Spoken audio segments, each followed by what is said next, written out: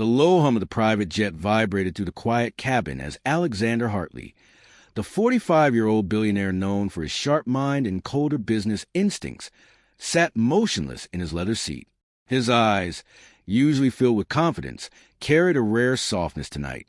He stared out at the dark sky painted with scattered city lights far below, but his thoughts were somewhere else entirely. Home. For the last 6 months, he had been buried in international meetings, negotiations, and endless travel, pushing himself to secure a deal that would change the future of his company. Yet, all the money he made, the victories he achieved, and the power he held could not erase the constant ache of missing the warmth of his home, his mother's gentle voice, and the feeling of Thanksgiving, the one tradition he had never missed until this year. In his hand, he clutched a small paper gift bag, simple and humble compared to the luxuries surrounding him. Inside were items chosen with love. Soft wool socks, her favorite scent of lavender lotion, and new medicine he personally selected after speaking with her doctor. For Mom, written in his handwriting on the tag, stared back at him, reminding him of the purpose of this sudden trip. He hadn't told anyone he was returning early, not his staff, not his wife, not even his mother. He wanted to surprise them, to walk through the mansion doors and hear laughter, maybe even see Melissa running to him with excitement, though a part of him doubted it. She hadn't sounded happy in their recent calls, always distant, always irritated, as if the success annoyed her more than it impressed her.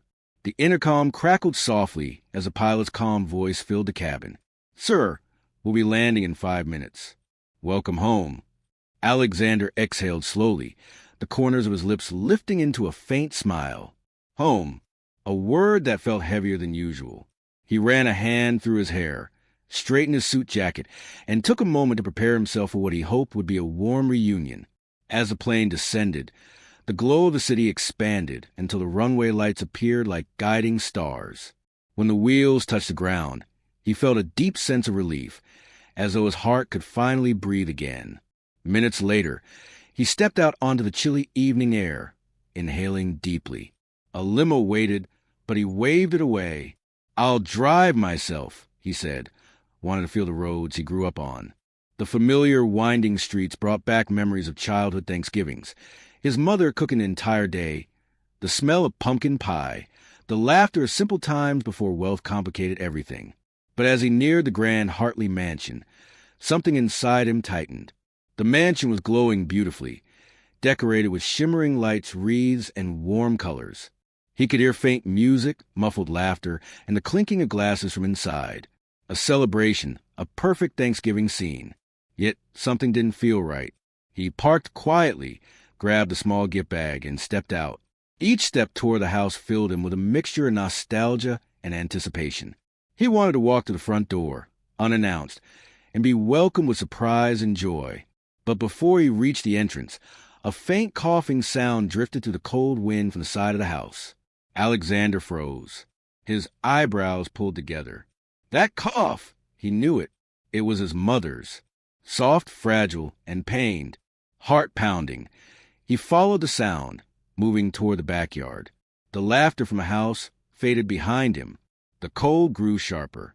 The cough came again, this time accompanied by a rustling noise. His steps quickened. His pulse hammered.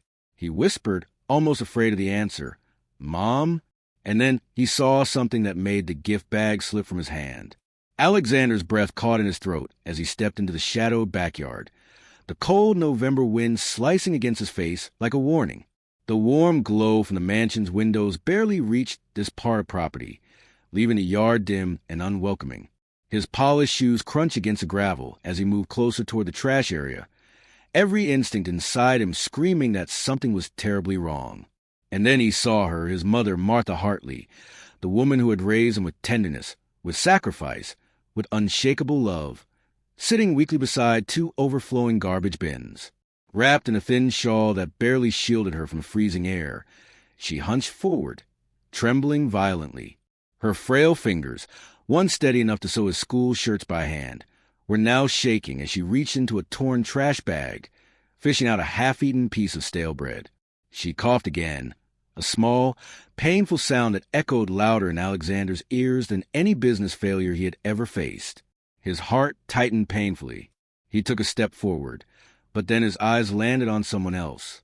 Standing over Martha was Melissa, his elegant, glamorous, perfectly polished wife. She wore a luxurious fur-lined coat, heels sinking slightly into the dirt, and in her manicured hand she held a plate of untouched Thanksgiving food: turkey, mashed potatoes, warm rolls, food that should have been offered to the sick elderly woman kneeling in the cold. But Melissa held the plate deliberately out of reach, her expression a mixture of disgust and cold amusement. With a slow, taunting motion, she lifted a napkin and flicked it toward Martha's face like one might shoo away a stray animal. "You want to live here?" Melissa said, her voice dripping with cruelty, each word slicing through the air. "Then eat what you are worth. Trash." Martha flinched, her weak body curling inward at the insult. "Please," she whispered, her voice barely audible. "I'm sick. I just need real food, a warm place." Melissa rolled her eyes sharply, looking down at the old woman as though she were an inconvenience, an eyesore ruining her perfect evening. "You're a burden," she snapped. "Alexander isn't here to protect you anymore. I make the rules now." Martha swallowed hard, turning her face away in shame. She had never been spoken to this way in her life, especially not by someone she had once welcomed into her home with open arms.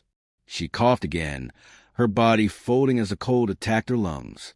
But before Melissa could say another word, a voice boomed from the darkness, a voice filled with shock, fury, and disbelief. "Melissa, what are you doing?" Melissa froze instantly. The blood drained from her face. Martha, her eyes swollen with tears, looked up slowly. "Hey, Alex," she whispered, her voice trembling with both relief and pain. "You came home." Alexander rushed forward, dropping to his knees beside his mother. He gently lifted her into his arms, horrified by how cold her skin felt. "Mom, oh God, what have they done to you?"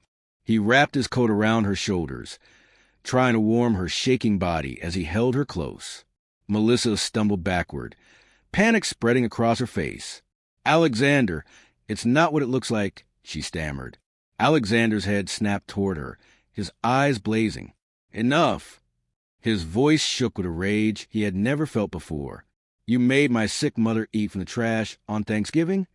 Melissa opened her mouth, but no words came out, only fear.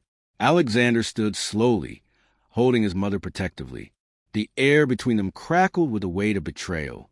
And in that moment, everything Melissa had carefully hidden was finally exposed.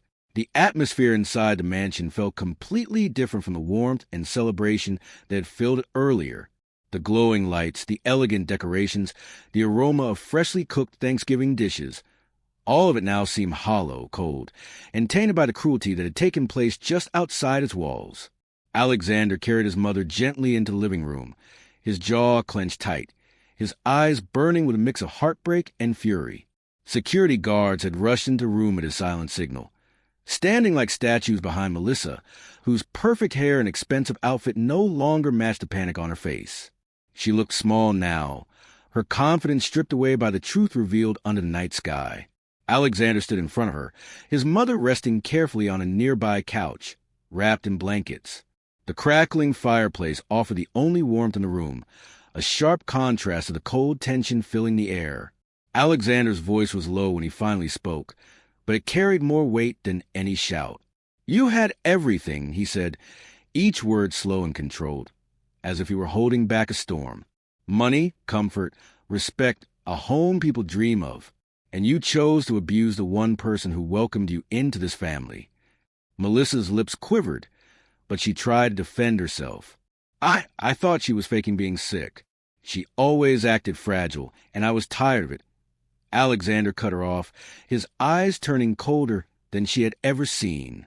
"She has a heart condition," he said, his voice tightening with pain. "The doctors called me yesterday. They were worried. And today, I find her outside like an animal." Melissa flinched as though struck. She glanced at the guards, then back at Alexander. "Please? I didn't mean—" "Enough," Alexander whispered, and the room fell silent again. He raised his hand slightly, signaling the guards. "Melissa Hartley, leave my house. Tonight."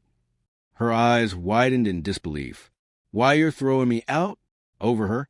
She pointed frantically toward Martha, as if the presence of a frail woman was somehow an offense. Alexander's expression hardened with finality. Over what you did, he said. Over what you proved you are. Melissa shook her head, tears rushing down her cheeks as she stepped backward. Alexander, please. Think about our marriage. I am, he said sharply, and this ends it. The guard stepped forward. Melissa tried to resist, but their firm hands guided her toward the door. Her cries echoed to the grand hallway as she was escorted out of the mansion, the front door slamming shut behind her, marking the end of her reign in the Hartley home. Silence settled over the living room like a heavy blanket. Alexander turned away from the door and walked back to his mother. Martha looked up at him with gentle, tired eyes filled with gratitude and sorrow. He knelt beside her, picking up the bowl of warm soup he had asked the staff to prepare. With slow, careful movements, he lifted a spoon to her lips. You saved me, Alex, Martha whispered softly, her voice trembling. Just like when you were a boy, always running to help me. Alexander's eyes grew moist as he brushed a strand of hair from her forehead. No, Mom, he said, choking back emotion.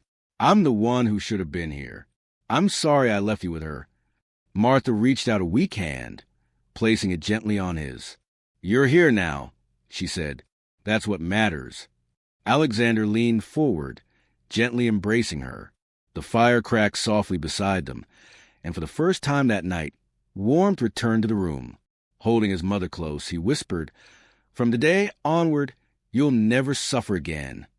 And in that quiet moment, the mansion felt like a home again.